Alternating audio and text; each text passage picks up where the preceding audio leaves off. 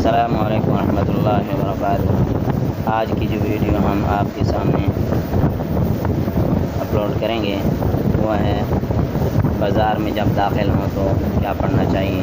چوتھا کلمہ پڑھنا چاہیے، لا الہ الا اللہ وحدہ لا شریک لہ لہ الملک ولہ الحمد یحیی ویمیت وہو حی لا یموت ابدا ابدا ذو الجلال والاکرام بیدہ الخیر وہو علی کل شیء قدیر۔ یہ ہے بازار میں داخل ہونے کی دعا۔ دوستوں، یہ جب دعا پڑھ کر ہم داخل ہوں گے تو یہ ہمارا بازار جانا بھی عبادت ہے۔ اگر ہمارے ویڈیو آپ کو اچھی لگی ہو تو ہمارے ویڈیو کو لائک سبسکرائب کیجیے گا، شیئر کیجیے گا۔ السلام علیکم ورحمۃ اللہ وبرکاتہ۔